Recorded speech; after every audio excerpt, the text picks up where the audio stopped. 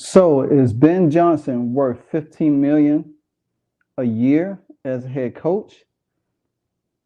What do you think about Eric Bieniemy's choice of Sam Howell being benched? We'll check it out.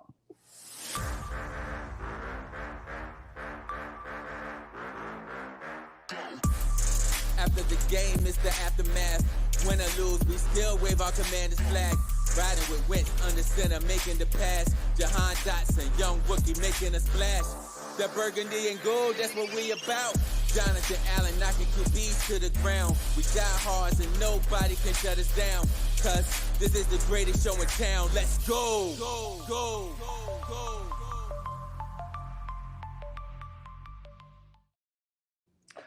All right. So today, per Josina Anderson, she tweeted out today saying that a source told her personally that there are around the league there are discussions about the awareness that some owners have been told that Ben Johnson, the Lions offensive coordinator, is asking price is 15 million a year for being a head coach. Now, this can go one of two ways.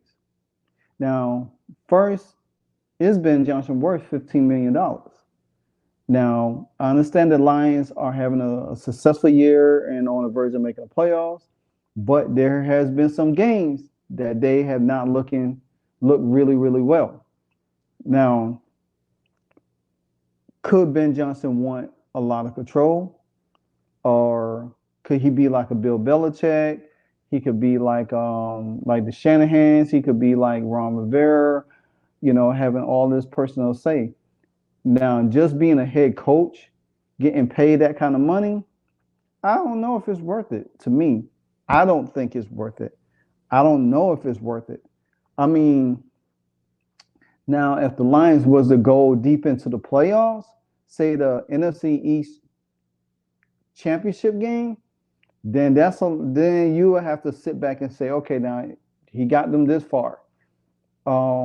Maybe he is worth something. Maybe Ben Johnson has it now. Ben Johnson is the top guy on almost everybody's list. Even some of us as Commander fans, we are clamoring for Ben Johnson. I'm not opposed to Ben Johnson. I mean, I even have him number one. Now, I think I have the offensive coordinator from Miami number two. Now, Eric Bieniemy still on that list in the top five. I usually don't like to round out top five coordinators. Like last year, I did that. I went through the process of looking for offensive coordinator who would be a great fit for us. And last year, my number one choice was Joe Brady. Now, Joe Brady did play for Ron Rivera. Coach with Ron Rivera over there in Carolina before he got fired. But Joe Brady has now took over for Ken Dorsey, who was let go earlier this year in Buffalo as the OC after taking over play calling after Brian Dable left to go coach the New York Giants.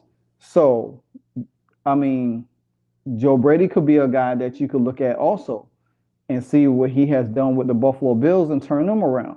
So there's a lot of options out there of offensive coordinators. Now, like I said, Eric Bieniemy's name there. He could be a head coach. I think Joe Brady. Depends on what depends on what Joe Brady does for the Buffalo Bills going forward. I think he's going to be worth the look as a head coach. I did want Brian Schottenheimer, who got let go last year from the San Diego Chargers or the Los Angeles Chargers.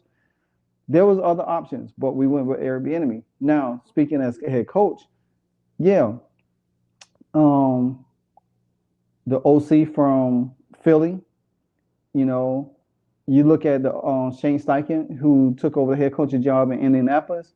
I don't know what he's getting paid, but if you think about it, the notable coaches right now in the league that's making over $15 million, Bill Belichick, $20 million.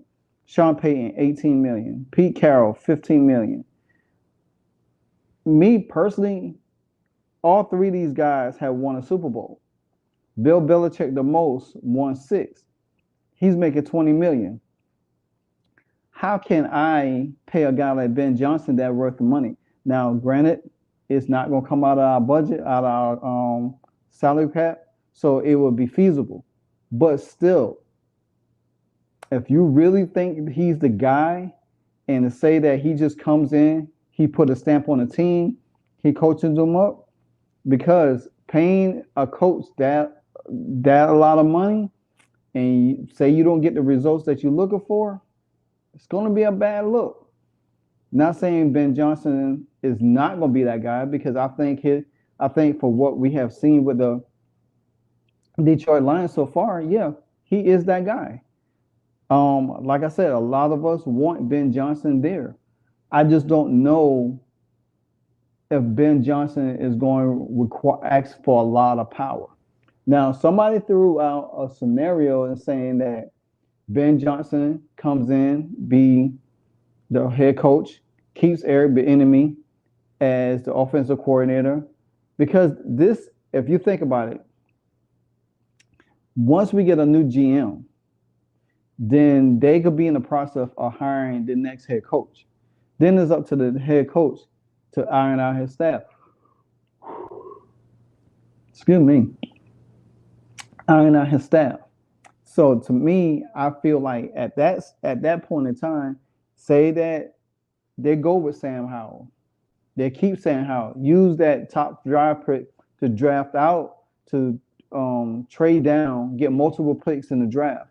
It's a whole lot of dominoes could fall for this team. But like I said, GM should be first. Who will be the top GM? And I will be in the coming weeks, I will be doing a video also about my top GM choices and everything like that. And then I will do something about the quarterback position. But nevertheless, let me get back on track. But Ben Johnson, I think he's a fine coach. I mean, you could see. I mean, you got to think about it. Ben Johnson has resurrect Jared Goff's career. We all know Jared Goff had a decent career with the Rams. You know, went to the Super Bowl. They lost to the Super Bowl against Tom Brady, but Sean McVay wanted more out of that position. So he went and made a trade with Detroit, got Matthew Stafford. They swapped quarterbacks. They got Jared Goff. But look at Jared Goff now. He's paying off now, because you look at the Lions was good last year, and they're even better this year. And he has Ben Johnson has resurrected Jared Goff's career. Now you look at Matthew Stafford out of that trade, you could say, well, who got the better trade? Well, the Rams. You would say, yeah, the Rams did got the better trade because they went on and won the Super Bowl. But guess what? Matthew Stafford hasn't been the same because he's been injured. Jared Goff has not. Detroit end up drafting and surrounding Jared Goff with weapons where he could perform. Now he looks like a pretty darn good, capable quarterback who just a step above better than Kirk Cousins. You know what I'm saying? To me. So say for instance that the new GM comes in and he hires Ben Johnson. Say, you know what, we're going to pay Ben Johnson. He's worth that. Look what he has done with Jared Goff. Look what he has done the 2 years in Detroit. Okay, boom. So therefore he comes here. He said, well, you know what? I don't want to draft a quarterback. I want to keep Sam Howell. I think I could mold him. Then him and Eric Bieniemy, two offensive minded. Say he keeps Eric Bieniemy. Say he doesn't keep Eric Bieniemy. He say he go out and hire Ken Dorsey as his offensive coordinator. You know what I'm saying? Both of them can have their hand on Sam Howell, make him a whole lot better. Not saying Sam Howell has limit ability, because he don't. But they could probably bring something out of him that Eric Bieniemy probably didn't bring out of him. But say if they did keep Eric Bieniemy and then you kept him and Sam Howell together, and then guess what? Eric Bieniemy and Ben Johnson could work together, and then say you hire somebody as another person as a quarterback coach. to coach up Sam Howell. Then they all, and then say Ben Johnson brings some of his plays over, added in with Eric Bieniemy to taper down some of his plays. It'll be very interesting to see what happens. But you want to me, I think if you hire a guy like Ben Johnson, I don't think Ben Johnson is going to go out and draft a quarterback. I just don't believe that. I think he's going to take the similar approach he did in Detroit. He's going to build around the whole staff. He's going to build around Sam Howell. He's going to give Sam Howell opportunity in another year to prove himself to see if he's that guy. Because then if he's not that guy, then they go out in the next round of draft to draft a quarterback or make a trade for a quarterback. That's what's going to pretty much happen. They probably going to make a trade for a quarterback and more so than drafting one. So, but nevertheless, we have to see. So I think in some sense, yeah, Ben Johnson will be worth that $15 million because it doesn't impact our salary cap. And then again, a lot of people are going to have a problem with it because guess what now? He's going to be that guy. He's going to be one of the top highest paid guys in all the sports as a head coach.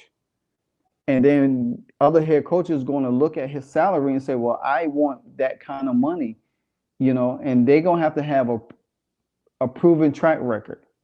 You know what I'm saying? They're going to have to prove a proven track record as a coordinator to see what say, hey, you know what, this is what we got right here. So, but who knows? Now, for my next topic, before I get into this video is also brought to you by Bet Online. Bet Online is one of the hottest, not Bet Online, but Bet US Online. Is the number one sports book in all online sports books right now.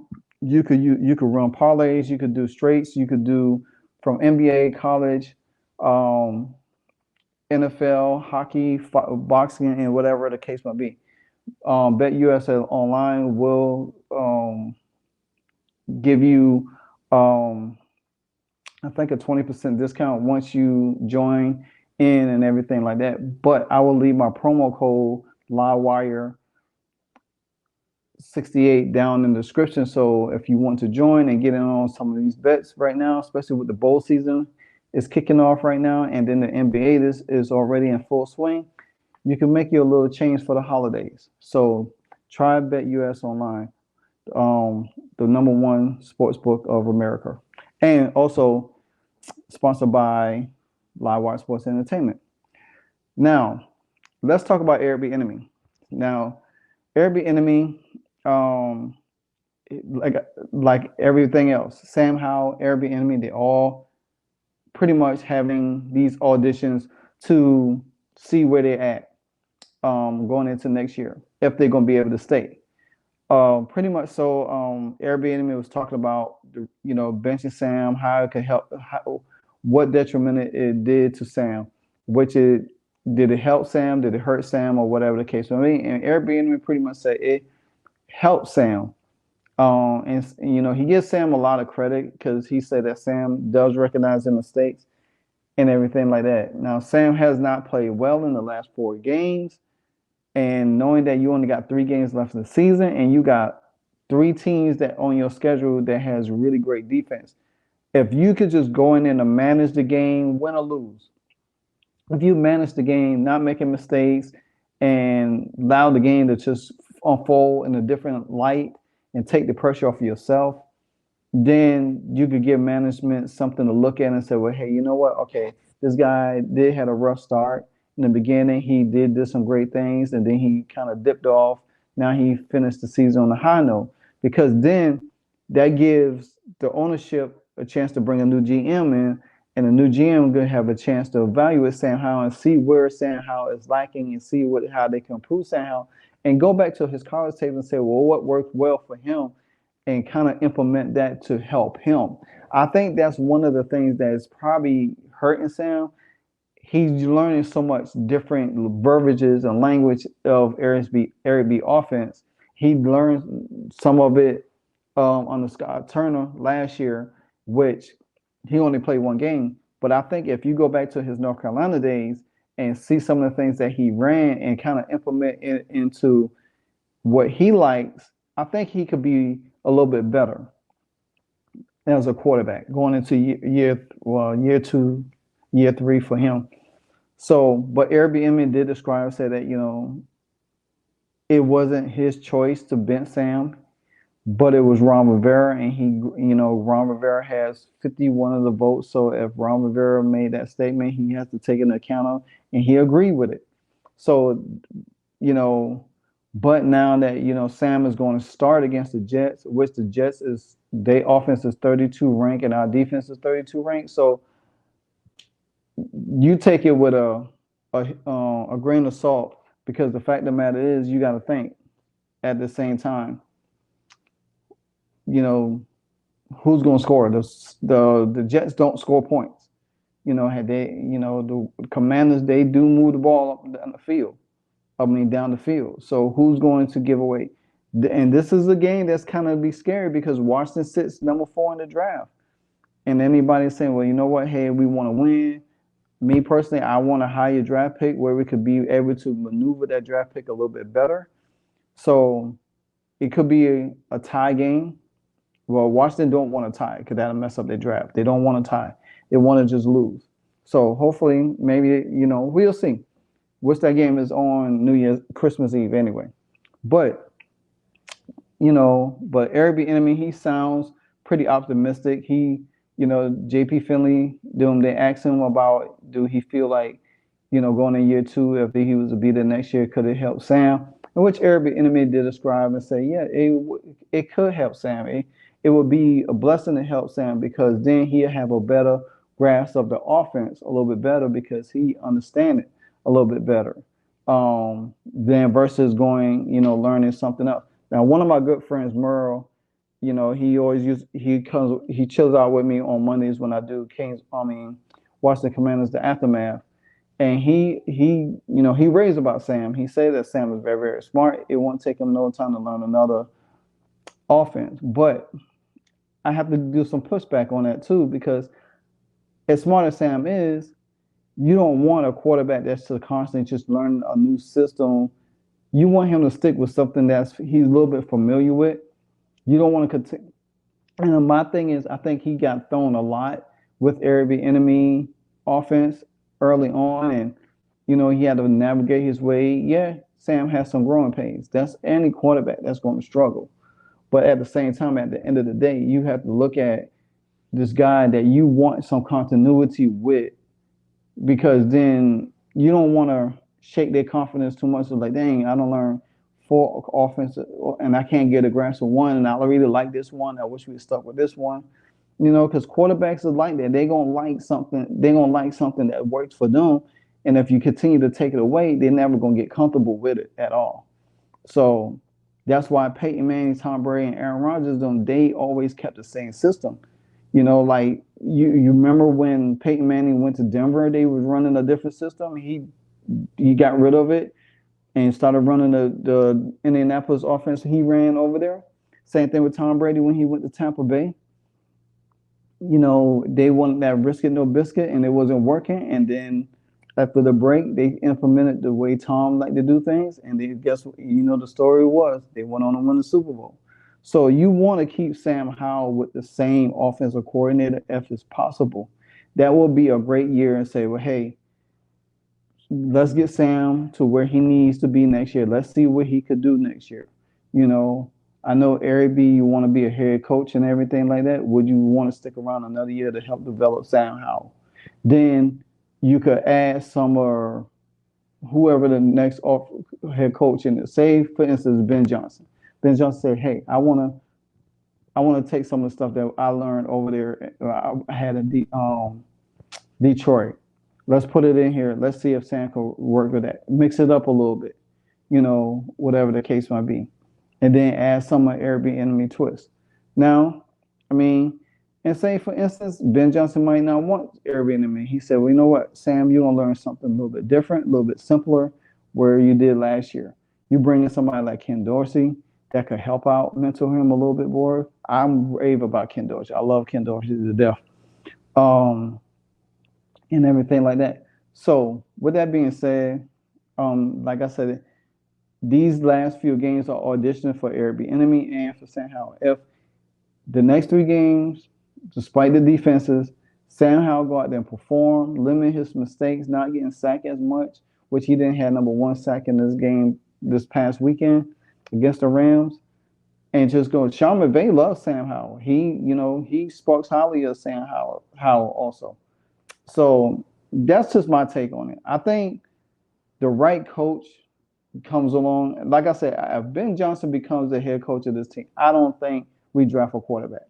I don't see us drafting a quarterback. I think he's going to take the same philosophy, what he did over there under Dan Campbell, with Dan Campbell over there with Jared Goff, and apply it to Washington and help develop Sam Howell in a whole different way.